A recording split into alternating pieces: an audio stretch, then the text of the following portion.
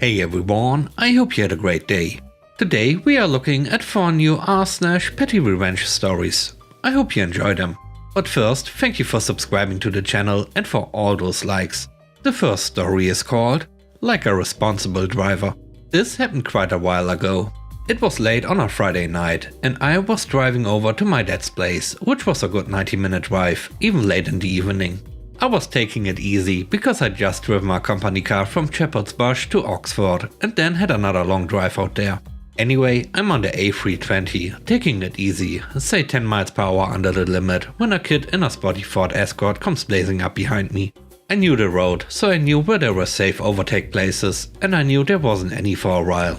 So I kept on rolling slowly, nice and wide, basically meaning there wasn't enough space to overtake safely. And there was occasional oncoming traffic, so he couldn't go around. And we carried on like this for a fair while. The kid behind me gets more and more annoyed with this old guy in his old car and begins flashing his lights at me, bibbing his horn and so on. Nothing phases me, I'm having an easy time of it. Eventually he just sticks his main beams and driving lights on behind me, filling up my mirrors with lights and making it harder to see. So I slow down like a responsible driver. I'm pretty sure he had his window down at this point, checking his fist at me. Eventually, I realize he's behind me and at the first convenient overtake spot I pull over to the left and flash a left indicator. He goes barnstorming past me on full throttle, finger in the air and all sorts. The speed camera that I knew about, but he clearly didn't, thus got 2 beautiful pictures of his car accelerating hard, well over the 50 limits, and him with his finger up. I trundle past the camera a few seconds later, quite safe as I'm still well under the speed limit, and continue happily smiling. Speeding is normally 3 points, but I don't know if he'd have got extra, because he was clearly accelerating and only had one hand on the wheel. I'll never know, but by heck was it amusing at the time. The next story is called Karen Logic. I was working at a Tim Hortons in my youth, think 19 to 20 years old, and I prided myself on polite and courteous service. I was always cheerful and tried my best to fill orders promptly. I managed this by telling myself that even the worst customer could just be a normal person on the most terrible day of their life. I usually brighten people's days and saw many grumpy people leave happier because of me. Until the Karen came in. I was dealing with a lunch rush, which means for several hours people stream in as if food and drink had never existed and will never exist again. So there were a lot of people to get through. A lot. So under these conditions the Karen showed herself. She was belligerent, rude and had a truly massive order to fill. Nothing I couldn't handle. However, she had several drinks ordered, think 8 different beverages, and she had 3 dozen donuts. This is fine, nothing out of the ordinary. But she had to have them specifically in a certain order in the boxes, and this took time as she ordered me about. No problem, I've dealt with weirder things while working there. The line however was backing up while I was serving her, and her true colors were starting to show as I filled her order. Then we get to checkout. I start to ring her up. She changes her order for the 3rd time again and wants to add 4 sandwiches. I say, "Ma'am, could we ring the drink and donuts through first?" Until I ring you through completely and ties up a cash register. The Karen screeches, "I won't pay more taxes on my order. You won't cheat me." I stare rather dumbfounded at this logic. I try to argue with her, saying, "Ma'am, this won't increase your taxes, it's just faster." The Karen interrupts. "No, I won't be cheated, you hear me?" And I shoot a deeply apologetic glance at my coworkers, who are now regretfully dealing with a crowd with 1 less cash register. Then I proceed to head to the deli to make her sandwiches, as fast as I physically can, so I can get back to the counter. The Karen smugly chides and reproaches me while I make her order. She was telling me, "You're making the sandwich wrong," and tried several times to order me about as if I were a complete idiot. As I'm finishing my 2nd sandwich for this woman, I'm getting irritated with her attitude. I still politely inform her that I have to assemble the sandwiches in a certain order. I even have a physical chart to follow. I could get fired for not following the chart. She harums at me while muttering under her breath about how no one respects the elders anymore when I'm beginning the 4th sandwich. My sunny disposition was leaving me at this point. This woman obviously had no respect for me, thinks I am incompetent and doesn't care if she insults me. So impulsively I came up with a plan as I finish up the 4th and final sandwich. Backing my head, I say, "Oh, I almost forgot." The Karen grumbles. "Forgot what?"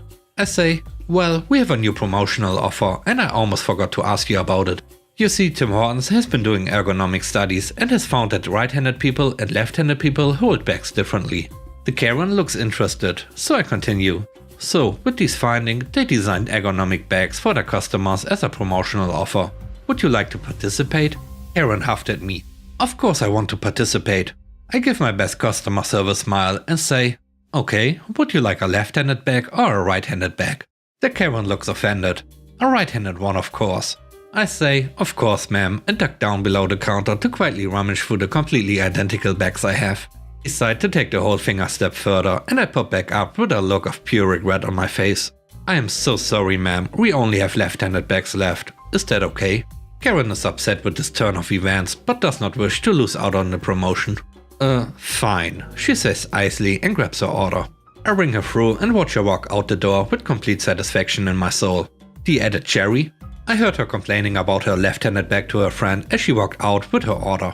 The confused look on the friend's face was priceless as this woman moaned about this completely made-up problem. I've never done anything like this before or since. She was a special kind of jerk. The Karen with the left-handed bag. The third story is called Calamari of Vengeance.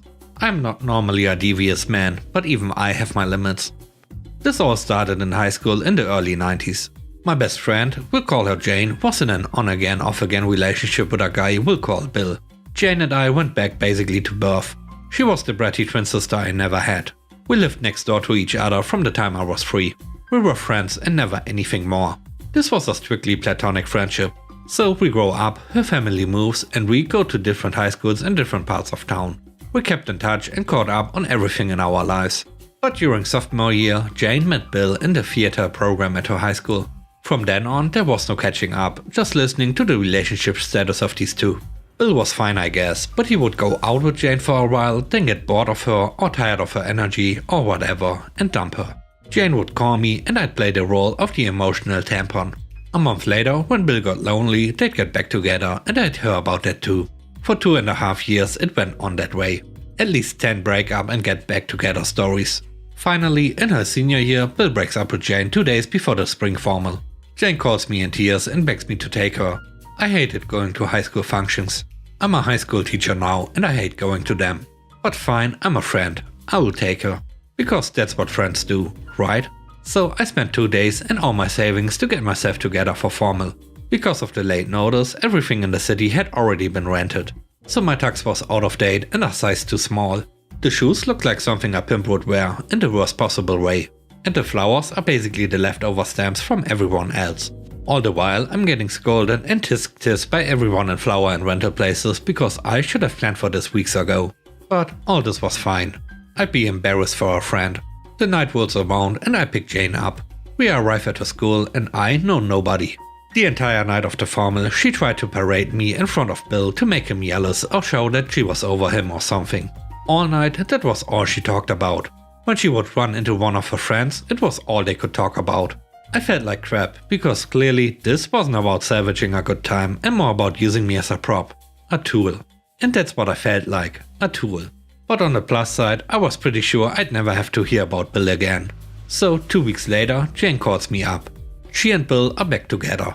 Oh no, not this time. No times infinity. So I hatched a plan. Jane and Bill followed a certain pattern.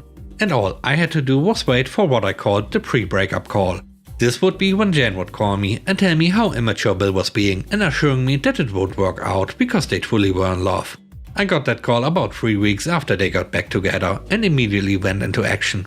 That night I went to a grocery store and bought all the frozen squid I could find, about 11 pounds. I was working on the weekends doing construction work and had replenished my funds from the formal night disaster. I blew it all. Then I drove to her house at 2 in the morning and spent 15 minutes in a shadow behind her fence hucking them into the backyard pool. The deck was littered with them and the pool was unusable. I rained my calamari of vengeance all over her space. The next day I got a call from Jane. At first I was afraid someone had seen me. But no, much like I had hoped, she was calling to complain about how Bill had thrown squid into her backyard. Oh sure, when she confronted him about it, he had denied it. But she assured me she could always tell when he was lying. Just like she could with me. I had to put my hand over the receiver so she couldn't hear my smile. Yes, it was big enough to hear. But that time it stuck. I never had to deal with a Bill story again. Jane and I are both 46 now and she still doesn't know the truth. It's not that we couldn't have a laugh about it or anything, it's just that I don't want her reconciling with Bill again. The last story is called Where Are You? I have an extremely jealous and attention-seeking younger brother. He is beyond obnoxious to be around, interrupting everyone that talks, talking twice as loud and 4 times as much as everyone, making offensive comments about people and acting offended when he gets pushback. I was just kidding. Jeez. He has a special hard-on for me, interrupting my stories, telling the punchlines of jokes I tell, loudly telling and retelling embarrassing or personal stories about me when we are in a group. He no longer gets invited to my gatherings, but occasionally will be at something with a few mutual friends we have. He began magically appearing at some of my gatherings last year. He's blocked on Facebook, and I don't really invite the few mutual friends we have, so I don't know how he knew. Eventually I learned he'd be dwelling my mother, who he sees weekly or so, about what I was doing, which she would see on Facebook. I instructed her to tell him she had no idea from now on. Instead, he began asking to check his email when he was over at her house, then quickly pop onto Facebook to snoop at my events. I have a large social circle and I'm always doing something, from group hiking to ball games to food truck rallies. One time he got wind that a group of me and my friends were attending a weekend spectacular at a local amusement park. He wasn't invited. Literally no one of us wanted him there. But he is so dishonest and manipulative, I knew he would show up as a coincidence and again gloom onto our group, all of whom he insulted or offended at one point. In an operation worthy of petty revenge, I had a friend invent a who's attending thing on Facebook, then have all of my friends click attending with comments like might be late because of church. We all agreed to go on Saturday instead of Sunday. We all went on Saturday, had an awesome time and took plenty of photos of the many events happening in the park that weekend. Sunday came and I got endless calls I ignored and texts along the line of "Where are you?" He even tried to friend a few of my pals on Facebook, all just to find out where exactly we all were. Come Sunday night, we all posted our pictures, including one friend who is Facebook friends with him, but didn't answer the invite. He saw that we were all there and had a great time. He was beyond furious that he didn't see anyone at the events that we were supposedly at. He raised hell with our mother how he wasted almost the whole day looking for us. Icing on the cake? He couldn't ask specific questions about our trip without exposing how he even knew about it. And with that, we end today's video. Let me know what you think about the stories. On a scale of 1 to 10, how would you rate the stories and today's video? I hope you enjoyed the video. And I hope you have a great day. Stay safe. Bye bye.